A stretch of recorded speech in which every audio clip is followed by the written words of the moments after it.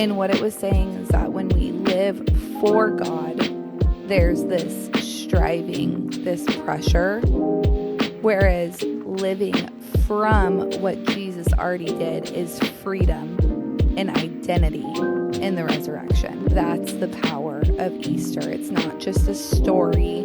It is something that like Christ took on to bear every burden, every sin, and we should walk in that every single day. Hello and welcome back to another episode of the Faith Over Comfort podcast. I am Tom. I'm one of the co-hosts here with my wife, Justan. Boom. Hi, guys. There it is. Most beautiful girl. Right there.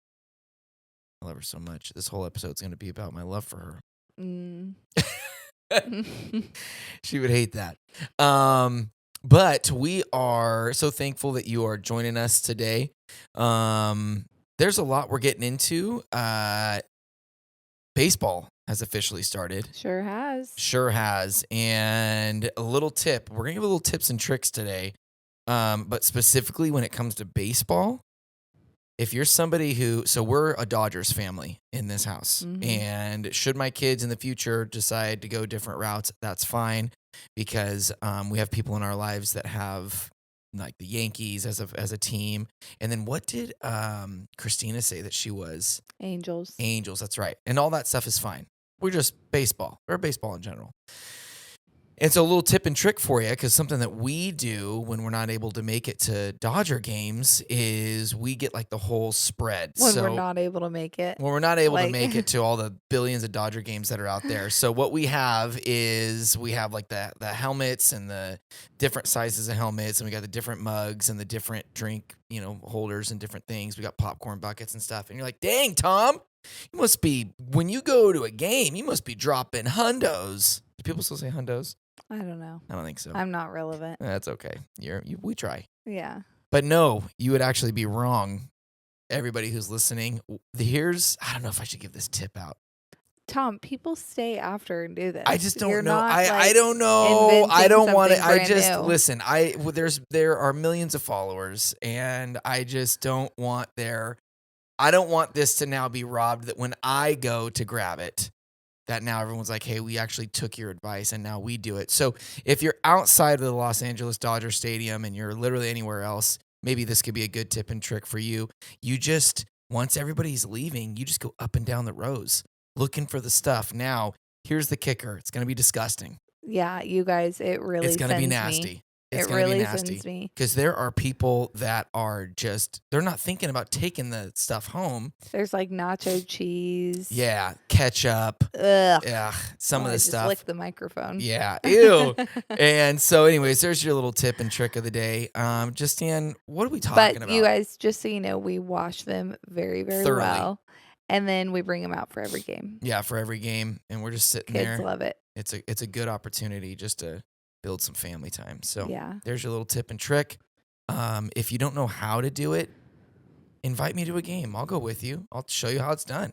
Yeah. Preferably, he'll only show you if it's like front row seats. No. Behind the catcher. For the whole family. Yeah, for the entire family. But if it's just me, I'll still go. And we could sit in nosebleeds, which nosebleeds aren't always as bad.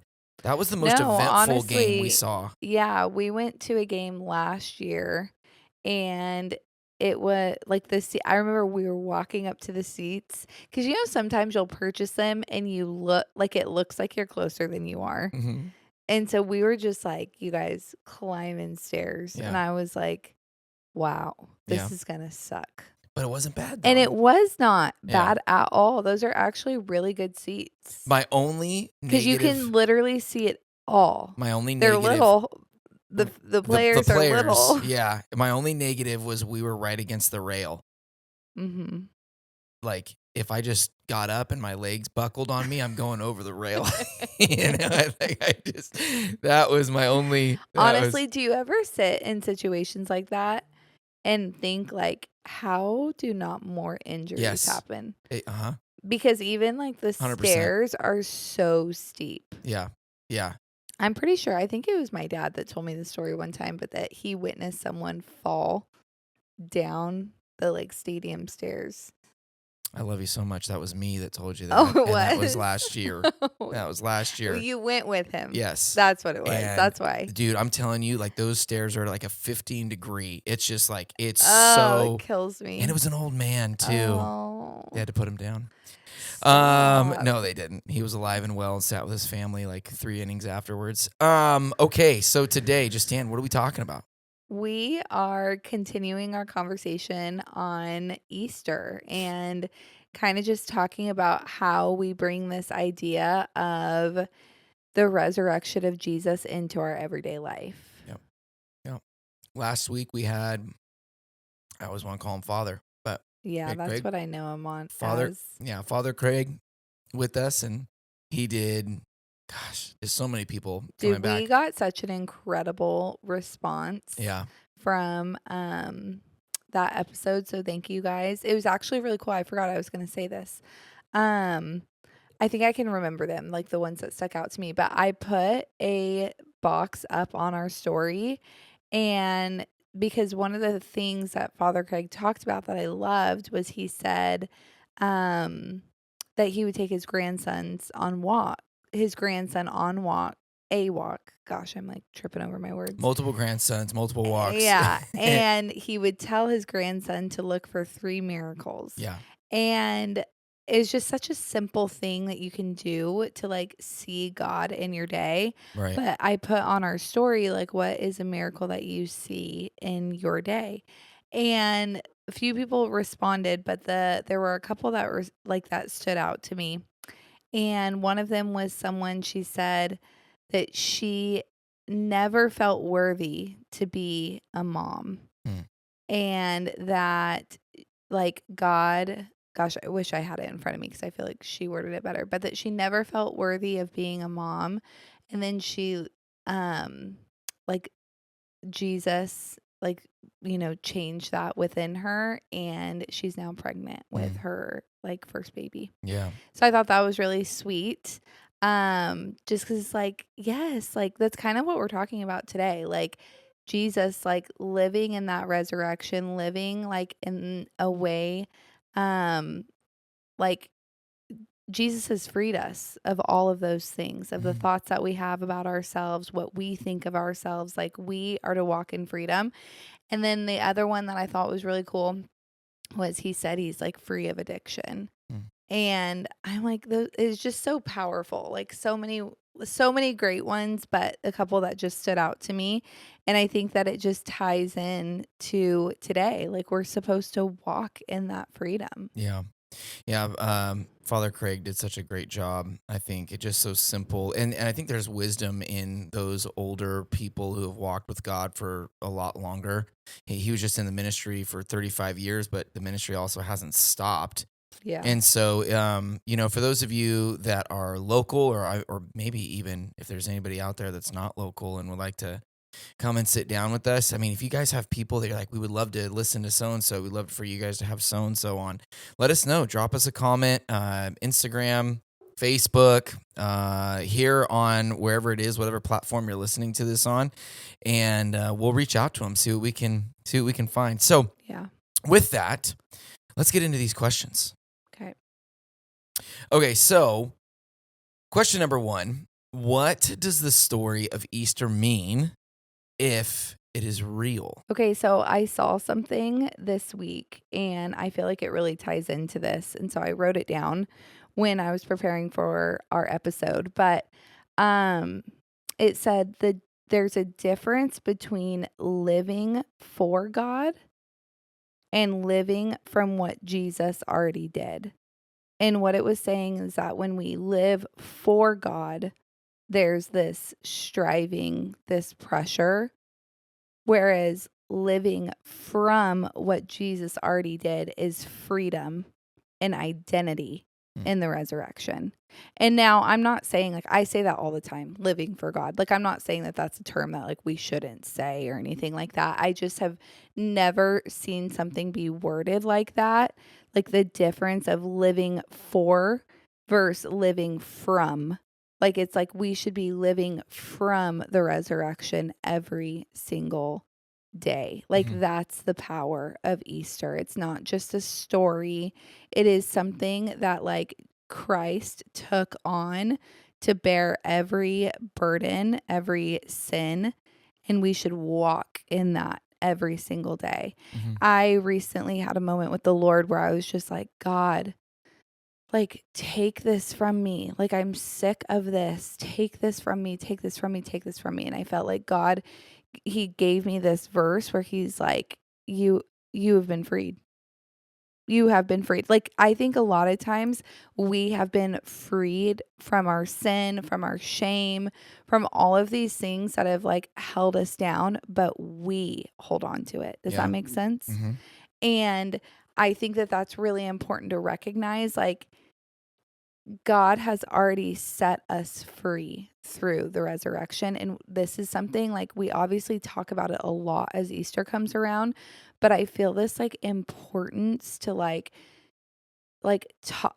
this is a way that we should be living every single day with this at the forefront of our mind every single day. Yeah. I also like in thinking about this episode and just like what I wanted to talk about, I think there was a reason why the Jesus dying was also so brutal. Like, I think that there was purpose in that because when you think about what he went through, it like makes your problems in life just kind of shrink a bit.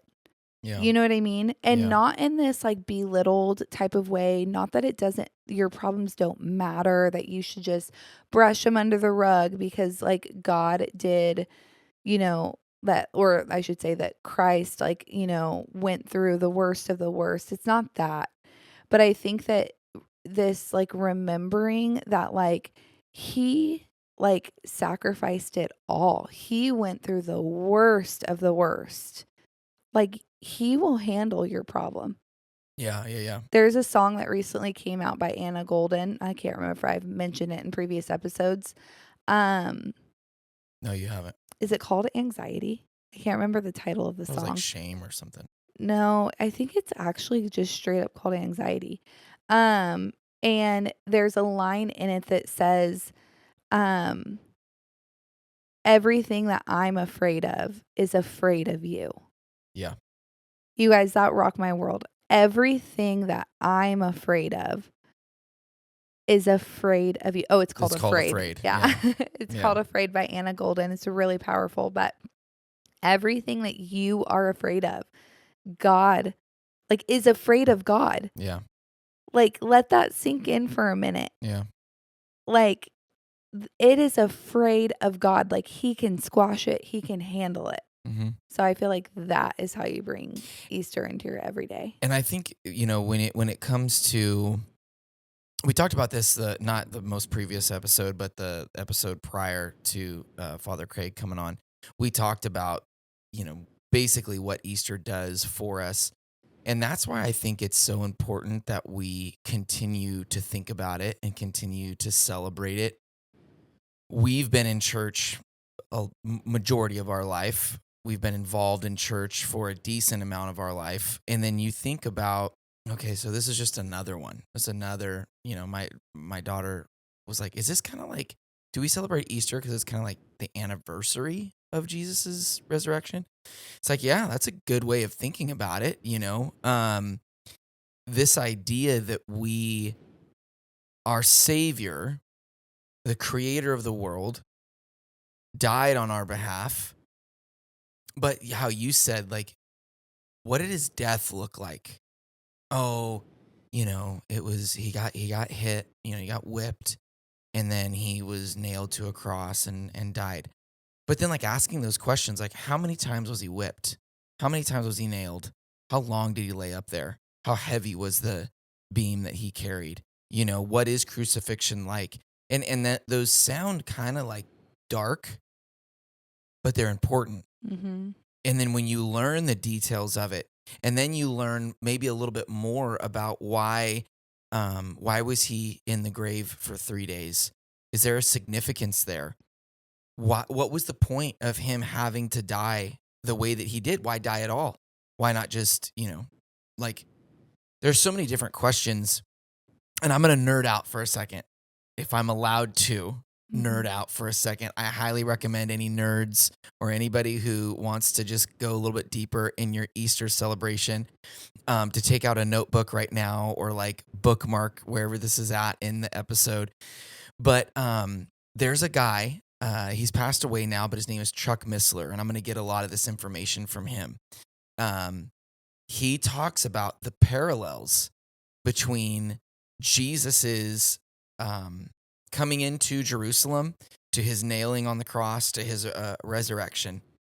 And it's an important detail because you and I, we were talking about this, but for those listening, 2026, the celebration of Easter falls in the time period where they are assuming, based off of a lot of different information, but they're assuming that this would have been the time frame that Jesus actually would have died.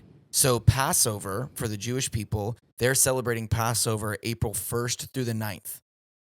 If you remember in the story, the reason why they rushed Jesus being crucified was so that they could celebrate Passover. And so we're falling into a unique timeline this year because this is around the time, most likely, because they debate whether Jesus died on the 7th or he died on the 3rd. But going off of what Chuck Missler, that I'll share in a minute, it looks like Jesus would have been crucified on the 3rd, which is Friday.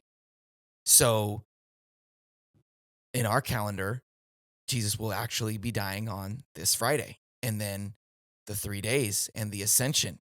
And it's very interesting because there is a calendar month called the month of Nisan. And with Moses, the month of Nisan, on the 10th, a lamb would have been selected. You can find this in Exodus 12. Nisan 10th, the lamb would have been selected. On Nisan 14th, the lamb would have been killed in the blood applied so that they could, the Passover celebration. When Jesus entered into Jerusalem was on Nisan 10th, the same day that the Passover lamb would have been chosen. And then Jesus would have been crucified on Nisan 14th, which is the same that the Passover lamb would have been killed for Passover. And so those 2 points in time, they connect. And then you fast forward and for anybody who wants to check it, yes, there's 2 different calendars. There's an agricultural calendar, and then there's a like a theological calendar. And so your calendars are going to get mixed up. But as far as God reestablishing the calendar in Exodus 12, that's how this all lines up, and they go off of that one. So that's the parallel. But it's just really interesting that this year, I mean, if you really want to put yourself in that story, this Friday, by the time this episode comes out, this Friday will be the Friday that Jesus would have been crucified. Mm-hmm. And so that time frame, so like making this real for us this year, making it something that we can really immerse ourselves in and remember, okay, at this point in time, Jesus would have been betrayed by Judas. At this point in time, he would have been before the Sanhedrin and the Pharisees and all these people that would have then led him over to Pontius Pilate. By this time, Pontius Pilate would have sent him over to King Herod, and Herod would have sent him back to Pilate. And you just make this real for you. Mm-hmm. Because I think when you do that, then the weight of it is heavier. Oh, yeah. More real. Mm-hmm. It's just an incredible story. I got other little nuggets though, but I'll come back to those in a minute. Yeah, no, I agree. And that's something I've kind of been intentional about this year and just praying about too, is like, Lord, I want to feel like not necessarily the heaviness, but kind of like I want to really just like sit in this, sit in this story. Like I want to sit in, like I've been going through John, and our church has been going through John, and we've been watching The Chosen, and I'm just like, I want to like really Like, I don't want Easter to just come and go. Like, I want to sit on this and think about this and look at not even just, um, the crucifixion and the resurrection, but like looking at Jesus' life and his ministry leading up to it, Yeah. Something that our daughter reminded me of today. Mhm. She is so sweet. She made these little are they called resurrection eggs? Is that what I've it never is? heard of them before. I She think was she doing calls them. them resurrection eggs, Yeah. and she made them all on her own. Like, she got plastic eggs, just like, the regular eggs, and then she found like little toys in her room that Mhm. Symbolize the symbolized, yeah. yeah. And so she was walking me through all of them, and it was just so sweet. Like, she just knows all of these details. And something that she said that she reminded me of is how Jesus went to the garden to pray, and that Mhm. he prayed so hard that he was sweating blood. Yeah. And it really kind of like, I had a moment like when she was like sharing that and thinking about like realizing that like Jesus literally, especially like when you think about like feeling anxious, like he experienced that. Like, he was scared. Like, Mhm. he was scared of what was to come. And if you can like think of anything in your life that scares you, like maybe it's anxiety, maybe it is something you're having to face at work or health or whatever it is, like something that really scares you, and like realizing that like Jesus felt that too. Mhm. And I just think about these times in my life where I've like been in prayer, just like, Lord, take this from me, take this from me. And Jesus literally did the exact same thing. He said, God, if there is another way. And there wasn't. And he Mhm. had to face this, Yeah. and he had to do it, and he had to go through with it. And I think just like that little reminder that like Jesus has literally been where we're at before. Cause I think that sometimes we also have this idea that like, but he's Jesus and he's perfect and he's the son of God and he was sent on this earth to do it. Mhm. That like we forget how scared he was to like endure. It wasn't his life here on earth like wasn't easy just because he was the son of God. Yeah. Like he was still human. So like he had to face rejection. He had to face like even temptation, like the 40 days in the desert. Mhm. Well, He that's something that, like, I think, like, trying to remember that Jesus was, yes, he was fully God, but he also was fully man. mm, And it's interesting that you bring up what you said about what Scarlett was sharing, because I thought about that too, that Jesus was afraid in the garden. And even when I thought that, I was like, whoa, whoa, whoa, no, he wasn't. No, he wasn't. He was stoic. He took it. He took the cross, blah, blah, blah.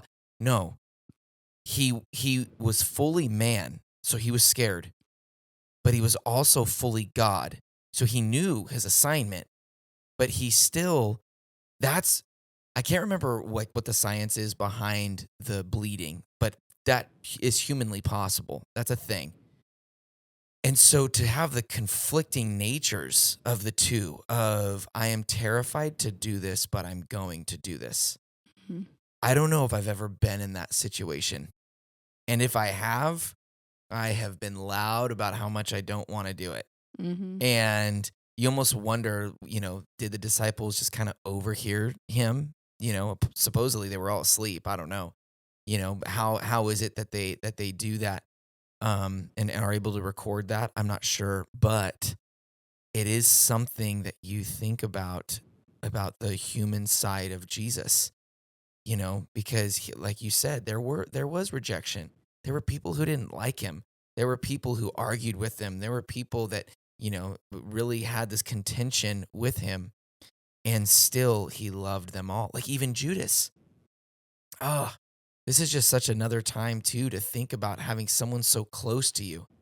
And Jesus knows I'm going to be betrayed by one of you, and depending on whichever gospel you read, it kind of gives you a different interpretation of how it went about that Judas took that morsel or whatever, but for Jesus to say, whoever takes of this is going to betray me.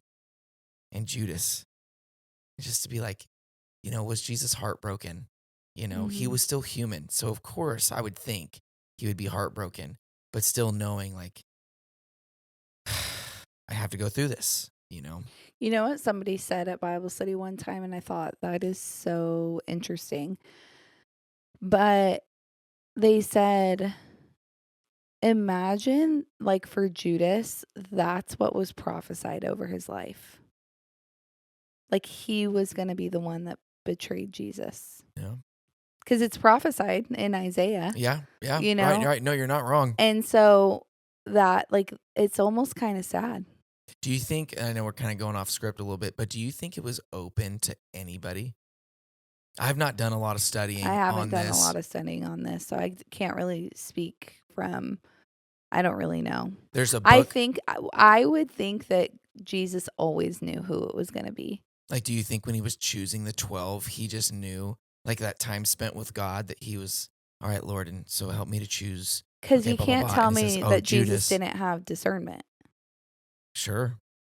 You know what I mean? Dude, we should do an episode of where But we that's just a entertain powerful different thing. things. Yeah, but that's also a powerful thing. Like, if he did know from the beginning and he still loved and walked with Judas. Because then he could be choosing Matthew, he could be choosing John, and then he gets to Judas, and maybe he hears God say, this will be the one to betray you, or however it goes. Yeah.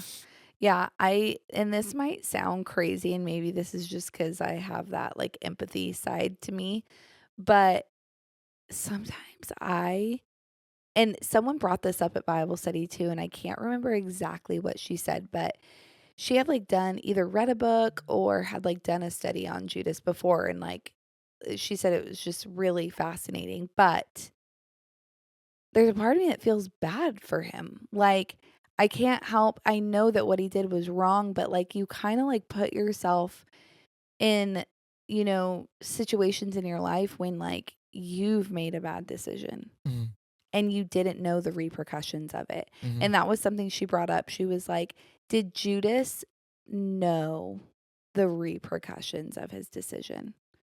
Or did he think that maybe Jesus was going to just like go to jail for a couple days, or like he was going to, maybe, get like a slap on the wrist. Yeah. And then like, because clearly Judas had like remorse because he went and, I don't want to say just in case kids are listening, but sure. he, he clearly had remorse. Yeah. Well, because like what you even said too about the prophecy, it's also prophesied that that person would do what he did after he betrayed Jesus, and threw the silver back at the people who paid him to betray Jesus. Right? Mm-hmm. He goes and does all that. That was prophesied, and so it's almost like a little bit of a case study where you can look at like why it's important that you read, I guess Old Testament stuff. But I also wonder too, when it comes to Judas, if there is I'll be honest, I forgot what I was gonna say. Oh. Okay. Okay, next question is, why did Jesus have to die? There's a really good before we get into that, there's this book called The Day That Changed Forever. And that's a really good book that kind of elaborates on a few things. But I've heard a couple of things when it comes to why Jesus had to die. So essentially, back when Adam and Eve were in the garden, there was, what does it mean to be completely naked? I don't know. You think about all these things. So when they finally ate from the tree that they weren't supposed to, God then has to kill an animal to cover up their sin. And so I've always understood that in order to cover sin, because then you further go into like the temple, and there were the killings of the goats and the birds and the different animals to atone for sins, right? We just talked about it with Ezekiel 12, the Passover lamb to cover the doorway for when they were leaving Egypt and all that stuff. So I've always understood it that they're kind of like started back in Eden, the killing of the animal to cover their sin. And so just fast forwarding to Jesus and him being the ultimate cover for our sins. Yeah. I definitely think it's like symbolic. Hmm. You know what I mean? Like death is the one thing that like none of us can get away from. Yeah. You know what I mean? Yeah. And so I think that the fact that he conquered that, nobody conquers death. You know what I mean? Right. Like, Right. and so I think that that is a big reason. And I think it's too just like when I was, taking notes and stuff, I think that the things I wrote down were, we all know what it's like to fall short, mess up, carry guilt. And the cross says that you're fully known Mhm. and you're still fully loved. Mm. And I think that that is like really important. Like you are fully known by God, but he still loved you so much. Like he knows every deepest, darkest thing, whether you have confessed it to him or not. He knows. You should confess it because it feels real good to let things off your chest. But, Mhm. we are meant to confess it. There's power in that. But even if you haven't yet, he already knows. Mhm. And he still loves you. Yeah. And I think something that is incredible is that this was always the plan of God. That Jesus was not a backup plan, like back when Adam and Eve sinned. It wasn't like God said, "Oh no, okay, let me come up with something different to save them from their sins." There's a real weird book or chapter in the book of Genesis. It's chapter 5. And just out of nowhere, it gives this list of names.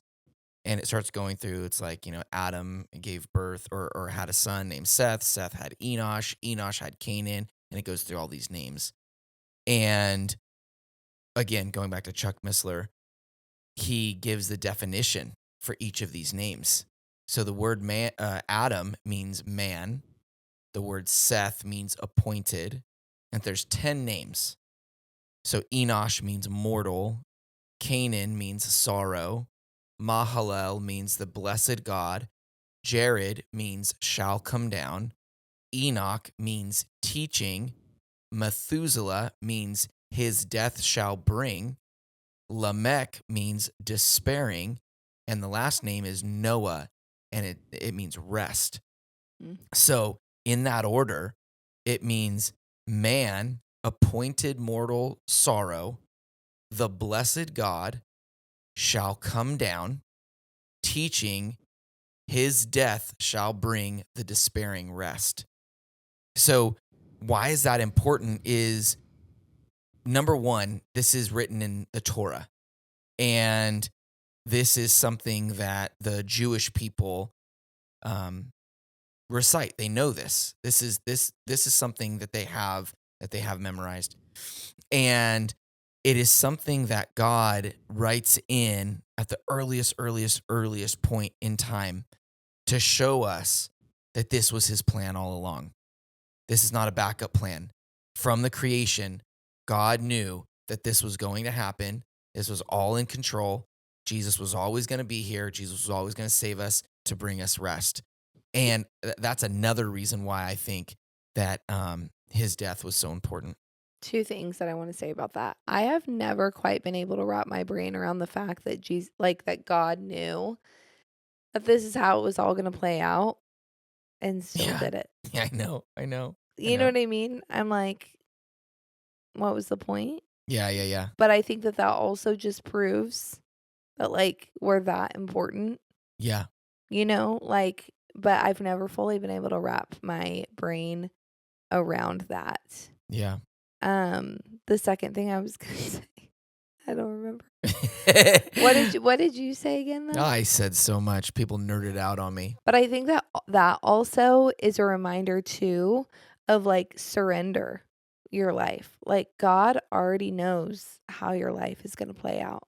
Mhm, He already knows the trials you're going to go through, the storms you're going to walk through. mhm. So it's like just release control. Yeah. I Like sh- release control, surrender it to God because he already has a plan. I showed you that photo the other day. Accidentally, it was Jesus sleeping on the water of different articles Mm, in the newspapers and stuff about the war and famine and gas prices, and all this yeah. stuff. And it was just kind of like a redone interpretation of Jesus sleeping on the boat during the storm. And that is how we should be, not anxious, but anticipating. All right, God, what do you want to teach me in this season? If you're poor or if you're rich, God, what do you want to teach me in this season? I Mhm. was listening to somebody the other day who was talking about it's the character that God's developing in you right now. And so to lean in to what God is trying to teach you rather than God, why haven't you answered this prayer yet? Why haven't you given me this thing? Why haven't you, taken this thing from me? Why haven't you allowed me to buy this thing or whatever? It's really comes down to basically what is it what kind of person would you be if you had or didn't have this thing? Mhm. Somebody who's still dependent on Christ. And so, just very good, very good. I read something right before we started this, and it said, Jesus did not save the disciples from the storm, he saved them in the storm. Hmm. And I was like, it's really good, but I kind of hate it. Yeah, yeah. But Because it means you got to go in a storm. yes, but like Yeah, remembering that, like, just be, when you give your life to Jesus, it doesn't mean that there's no storms. yeah, It just means that you have that greater power in the storm with you, yeah. that's guiding you. Because truthfully, holy cow, I cannot imagine not having nothing to call on. Yeah. Oh, I know. Especially having kids. Could you imagine me? I'd be riddled. Well, I'd be in the loony bin. or depending on something else, and a shell of yourself, Yeah. because that I mean, yeah. And I think again too, that's why it's so important to not get too caught up in the Easter stuff, in the sense of what are you going to wear on Easter? What are we going to do with your family on Easter? What if you're going to church, what church are you going to on Easter? It's like, let's just focus on what we're celebrating. Yeah. Let's remember who this man was. Let's remember what he did. Let's remember that one day he will return again. Let's remember that Jesus is the reason we are celebrating Easter. Yeah. That's the call of it. So, Yeah. I think that was a great way to end. I think that's a wrap. I like it. I like it. Short, simple. Yeah. But we hope you guys really do have a happy Easter. Yeah. And we hope that there is freedom to be found um, as you celebrate. Yeah. This Friday will, if you're somebody who kind of personalizes it, if your church is having a Friday service and a Saturday service, I would encourage that you would attend or at least do something at home with your family. If you're living by yourself, then do something with your church community or just sit at home and just read through the scriptures. Yeah. Justiana's always done a really good job at just bringing the Bible out and just reading through, whether it's the Christmas story, or we've got books around the house for Easter and the real reason for it. So choosing this year at least to just really personalize what Jesus did, what God has done for us, for your neighbors. Try to invite a neighbor to church. We talked about doing that. Yeah. Extend ourselves. Yeah. I was going to also say if you are local to Bakersfield, or maybe you're not because there's online options, but if you are local to Bakersfield and you don't have a home church, just reach out to us on Instagram or any of the platforms that you follow us on. And we would love to invite you to our church. Yeah. So there's lots of service times. And then again, if you are not local and you need an online service, we can send you that information. So, Yeah. yeah. We love you guys. Love you guys. See you next week. Bye.